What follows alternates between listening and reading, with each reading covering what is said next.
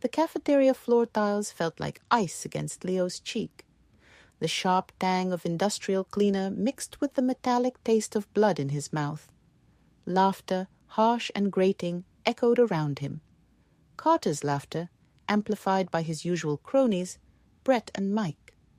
Leo's glasses lay skewed a foot away, one lens cracked like a spider's web. His science textbook, painstakingly highlighted, was splayed open in a puddle of spilled chocolate milk. "Oops," Carter drawled, nudging Leo's ribs with the toe of his expensive sneaker. "Clumsy today, Four Eyes? Or just stupid?" Carter Evans wasn't just the star quarterback of the Willow Creek Middle School 8th grade. He was its undisputed tyrant. Rich, handsome in a cruel, angular way, and blessed with parents who believed his every lie and excused his every transgression. Leo Rossi was his favorite target, small for 14, bookish, perpetually in thrift store clothes that never quite fit, and possessing an unfortunate knack for being exactly where Carter didn't want him. "Leave him alone, Carter," a voice piped up weakly from the periphery. Sarah Chen, her face pale but determined. Carter just sneered. "Or what, Chen? Gonna cry to teacher? Like Leo here?" He leaned down, his breath hot and smelling of cafeteria pizza. "You breathe one word about this Rossi, and I swear, things get worse, much worse. Got it?" Leo didn't trust himself to speak. He gave the tiniest, most humiliating nod. Carter snorted, straightened up, and swaggered away, his entourage falling in step. The laughter faded, replaced by the low buzz of conversation, the clatter of trays, and the thudding of Leo's own heart against the cold floor. He pushed himself up slowly, ignoring the ache in his jaw and the burning shame in his chest. He retrieved his glasses, the crack distorting half his world, and picked up the soggy textbook. Sarah offered him a napkin, her eyes wide with sympathy and helpless anger. "Thanks," Leo mumbled, wiping milk and blood from his chin. He avoided her gaze. Pity was almost as bad as the shove. He gathered his scattered belongings, the weight of Carter's threat pressing down on him heavier than any textbook. Things could get worse. They always did. Leo's sanctuary wasn't his cramped, perpetually dim bedroom in their rundown apartment. It was the kitchen. Specifically, the small space cleared at one end of the worn Formica counter, dominated by a second-hand stand mixer his mom had found at a garage sale years ago. It was avocado green, slightly wobbly, and made a sound like an angry bumblebee, but to Leo it was a magic wand. His mother, Elena, had been the real magician. Before the cancer stole her energy, then her laughter, and finally, 2 years ago, her life. The kitchen had been alive. It smelled of garlic and oregano, of simmering tomato sauce, and most gloriously, of baking. She taught him the alchemy of flour, butter, sugar, and eggs. How creaming butter and sugar until pale and fluffy wasn't just technique, it was love made visible. How the scent of vanilla extract could banish shadows. How the precise temperature of melted chocolate could mean the difference between glossy perfection and a grainy mess. Baking was order. It was chemistry that worked. Follow the steps, respect the ingredients, control the variables, and you got something beautiful, something delicious. Unlike life, unlike school, unlike Carter. His father, Marco, was a ghost haunting their apartment. Grief had curdled into a permanent, simmering bitterness. He worked long, punishing hours as a mechanic, coming home smelling of grease and exhaustion. Conversation was monosyllabic grunts. Affection was non-existent. He saw Leo's baking as a frivolous waste of time, a girly hobby unworthy of Rossi men who should be fixing cars or playing sports. The few times Leo timidly offered him a perfect macaron or a slice of rich chocolate cake, Marco would grunt, not hungry, or worse, Shouldn't you be studying something useful? Math? Science? The cracked lens of his glasses seemed a fitting metaphor for his world, fractured, distorted, painful. He couldn't fight Carter physically. Telling teachers was useless. Carter's charm and his parents' donations insulated him. Telling his dad? Leo shuddered. Marco would likely blame him for provoking it. He felt trapped, invisible, the sting of Carter's laughter echoing the hollowness inside his own home. The anger, usually a cold knot in his stomach, began to simmer, seeking an outlet. Then came the final straw. Not in the cafeteria, but online. Willow Creek Middle had a laxly monitored student forum, mostly used for homework help and gossip. Leo rarely posted, preferring to lurk. One evening, scrolling through mundane posts, he saw it. A new thread titled, Leo Rossi's Secret Passion. Prepare to puke. Attached were photos. Photos he hadn't taken. Photos taken through the grimy window of their apartment building, zoomed in on their kitchen. Him meticulously piping buttercream roses onto a cupcake. Him carefully dusting a chocolate tart with gold leaf. Him grinning stupidly at a perfectly risen soufflé. The captions were vicious. Future cake boy of America. Does mommy help you pick out the sprinkles, Leo? Guess we know why he smells like vanilla failure. The comments section was a cesspool. Carter, Brett, Mike, and a chorus of followers piled on. LOL, looks like my grandma. Bet he cries if they don't rise. Total loser. Even kids who usually ignored Leo joined the digital pile-on. Sarah's lone comment, leave him alone, that's actually cool, was buried under an avalanche of cruelty. Leo stared at the screen, the words blurring not just because of his cracked lens, but because of the hot, humiliated tears welling up. They'd violated his sanctuary. They'd taken the one thing that brought him solace, that connected him to his mother, and twisted it into a weapon for mockery. The cold knot of anger exploded into a white-hot fury. This wasn't just shoving or name-calling. This was annihilation. This demanded more than just enduring. This demanded consequence, revenge. The word pulsed in his mind, dark and seductive. But not Carter's brutish, stupid revenge. Leo's revenge would be different. It would be his. It would be baked. The plan didn't crystallize immediately. It started as a furious scribble in the margins of his math notebook during another class where Carter accidentally knocked his books to the floor. Hurt him where it counts. How? Then, a few pages later, bride. His precious image. Public. And then an image flashed. Carter, smug and entitled, stuffing his face with something Leo had made. The seed took root. He remembered Carter boasting incessantly about his upcoming 14th birthday party. Not just a party, an event. His parents were renting the exclusive Riverbend Country Club, hiring a DJ, bringing in a gourmet caterer. Carter bragged about the menu, especially the dessert. A custom 3-tiered chocolate fountain extravaganza from La Pâtisserie, the fanciest bakery in the next town over. Costs more than your dad makes in a month, Rossi, Carter had sneered just that morning. That's it, Leo thought, a dangerous calm settling over him. That's the target. He wouldn't punch Carter. He wouldn't spread rumors. He would infiltrate his triumph. He would poison his victory. With perfection. The logistics were daunting, nearly impossible. How could Leo Rossi, kid from the wrong side of town, possibly get his cake onto Carter Evans' country club birthday table? Stealth? Sabotage? Both seemed too risky, too likely to fail or get him caught. He needed access. He needed an inside track. Sarah Chen was his only tentative ally. She sat next to him in art and sometimes offered a quiet word of solidarity. She was smart, observant, and seemed genuinely disgusted by Carter's behavior.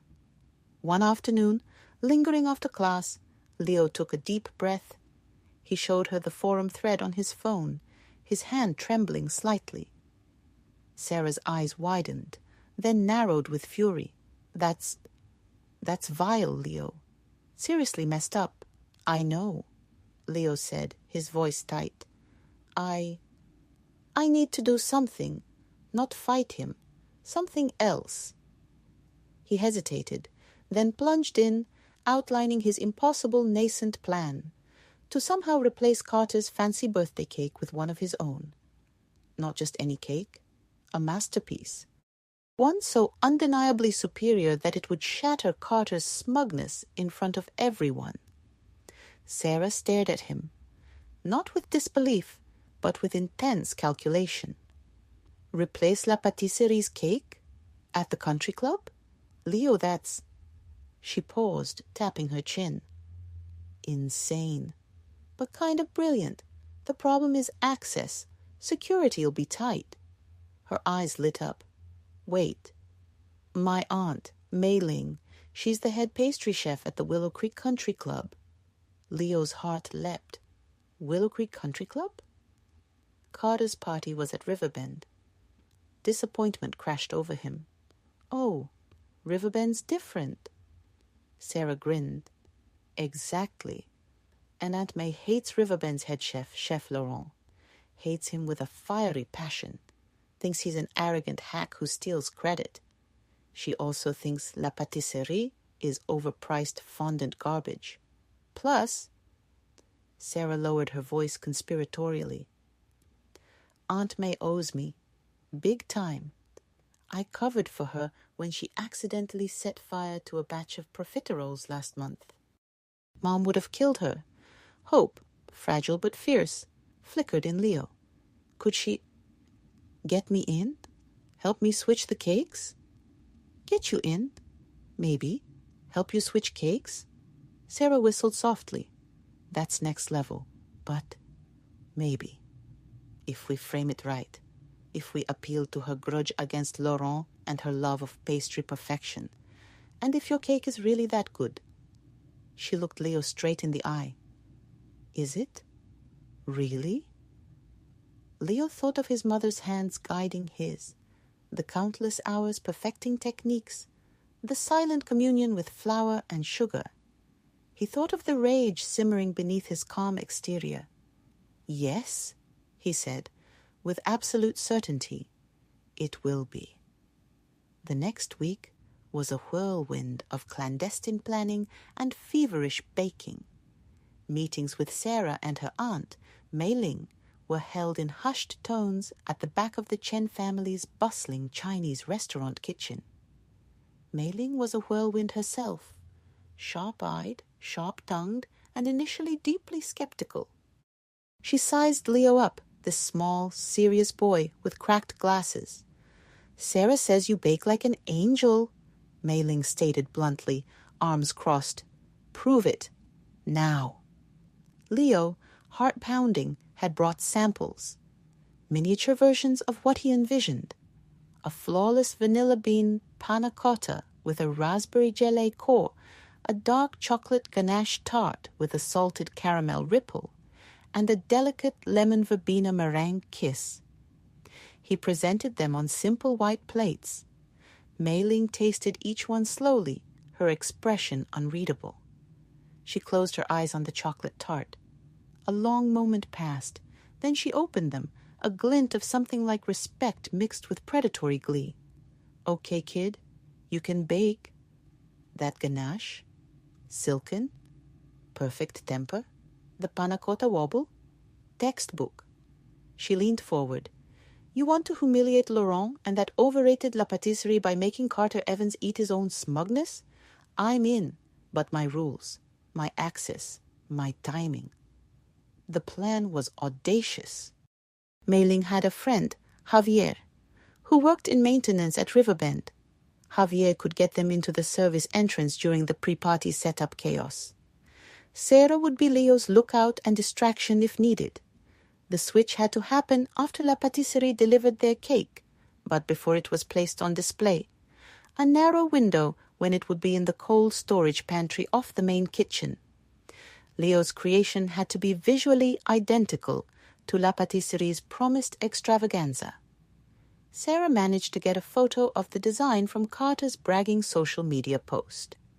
3 tiers of dark chocolate cake with chocolate ganache, adorned with gold-dusted chocolate shards, fondant footballs, Carter's request, and a ridiculous edible banner.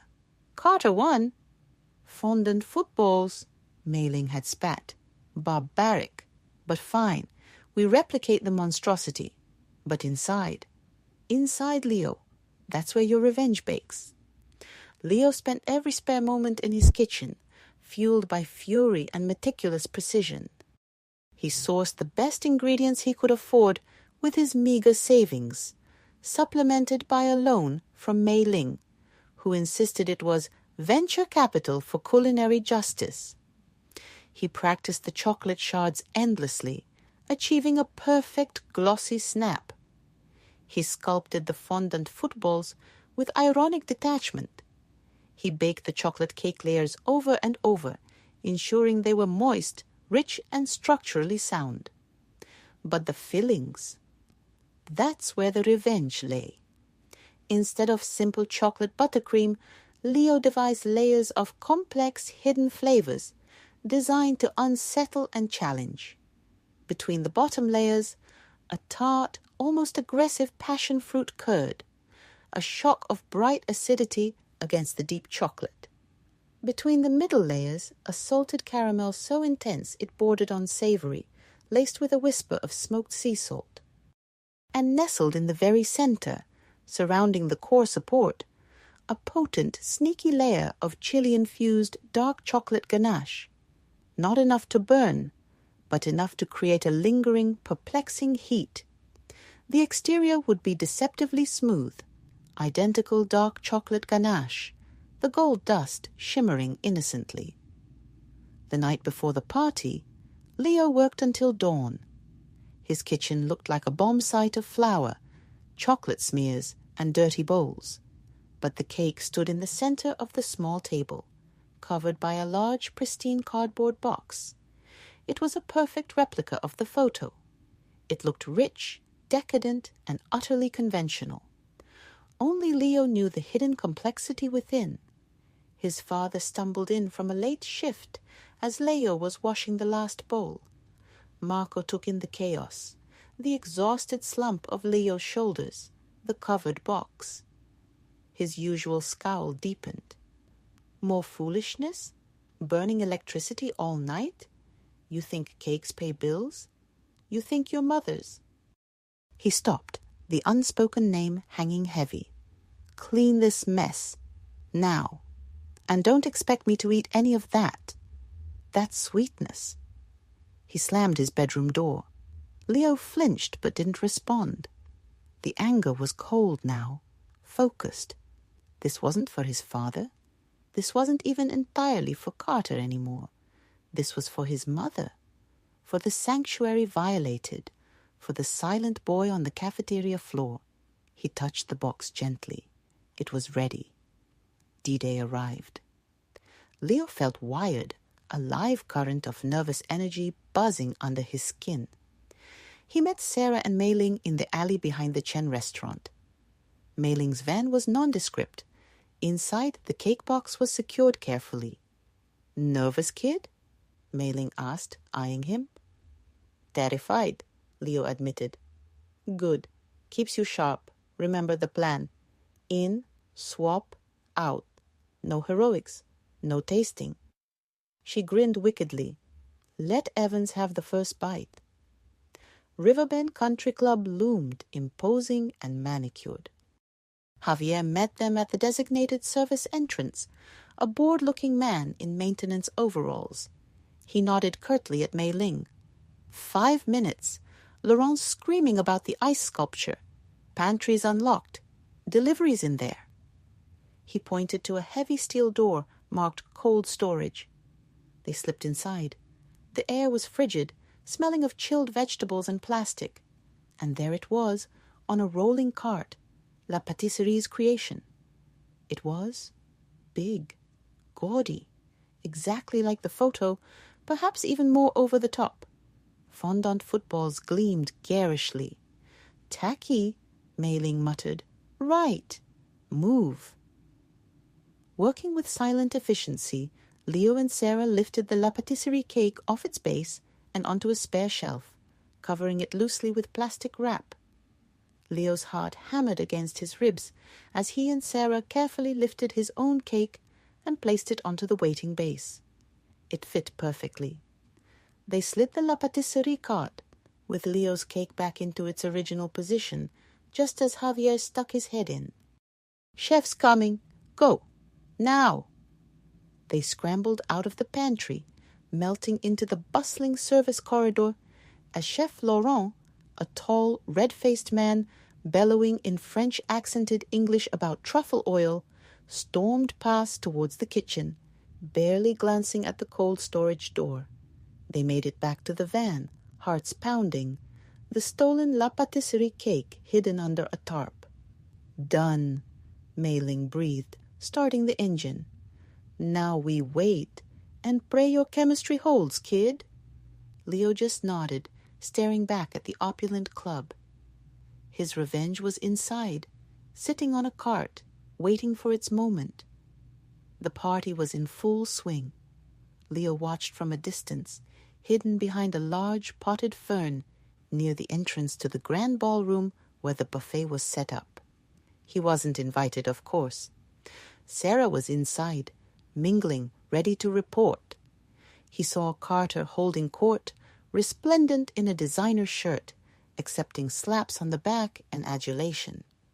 His parents beamed beside him, radiating wealth and pride. Then the moment arrived. The DJ lowered the music. The lights dimmed slightly. A spotlight hit the entrance. Chef Laurent himself, looking supremely pleased, wheeled in the cake cart. Gasps and applause erupted. It looked magnificent under the lights, towering, glossy, shimmering with gold. "Happy birthday, Carter," his father boomed into a microphone. "A little something special from La Pâtisserie." Carter swaggered up, grinning broadly. He picked up the oversized cake knife with theatrical flair. Flashbulbs popped from parents' phones. He plunged the knife in, slicing a large piece from the bottom tier.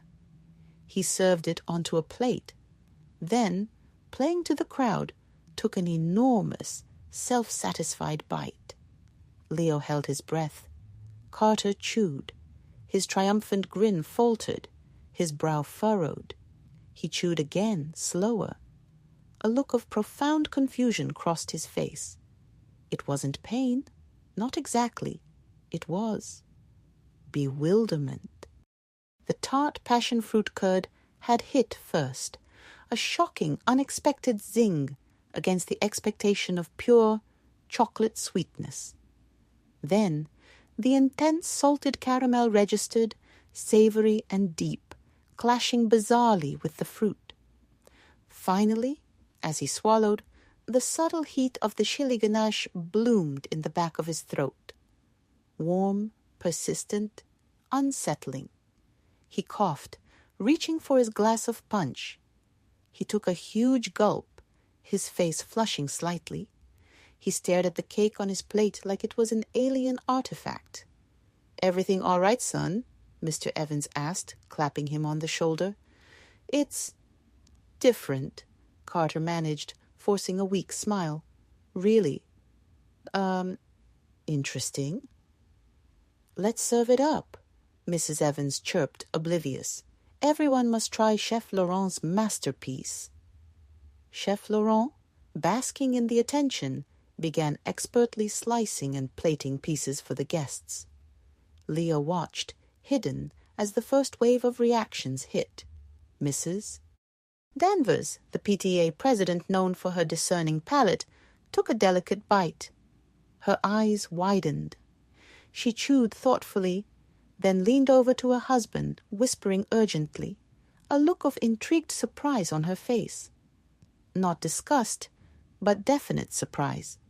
Brett, Carter's crony, shoved a large piece in his mouth. His eyes bugged out. He coughed, spluttering. "Whoa, that's spicy." He grabbed his drink. Mike took a bite, grimaced, and discreetly spit it into a napkin. "Tastes weird, man." Sarah, playing her part perfectly, took a small bite. Her eyes met Leo's across the room for a fleeting second. She gave an almost imperceptible nod, then turned to the girl next to her. "Wow, this is actually complex. Passion fruit? And is that chili? Bold choice, La Pâtisserie. Very unexpected." Her voice carried, laced with innocent admiration. Confusion rippled through the guests. Some, like Mrs. Danvers, seemed intrigued, taking another bite, analyzing the flavors. Others looked perplexed, pushing the cake around their plates. A few kids made faces or abandoned it altogether. Carter's parents each took a bite. Mr. Evans chewed stoically, his expression unreadable. Mrs. Evans' smile froze on her face. "It's certainly unique, darling," she said to Carter, her voice strained. "Very grown-up flavors." Carter's face was a picture of dawning horror and humiliation. This wasn't the sugary, crowd-pleasing triumph he'd expected. This was weird. This was confusing. This was making him look foolish. His perfect party, his moment of glory, was being overshadowed by a cake that tasted wrong. The whispers were starting, not about how amazing it was, but about how strange, how unusual, how not what anyone expected. His smug certainty was crumbling. Chef Laurent, sensing the shift in atmosphere, puffed out his chest defensively. Ah, yes, a bold, innovative composition. Dark chocolate harmonized with exotic passion fruit, the depth of salted caramel, finished with a subtle, sophisticated warmth. A true gastronomic adventure. He sounded like he was reading a pretentious menu, trying desperately to spin the narrative. "Sophisticated warmth?" Brett mumbled, still chugging punch. "Tastes like someone dropped a pepper in my dessert." The damage was done.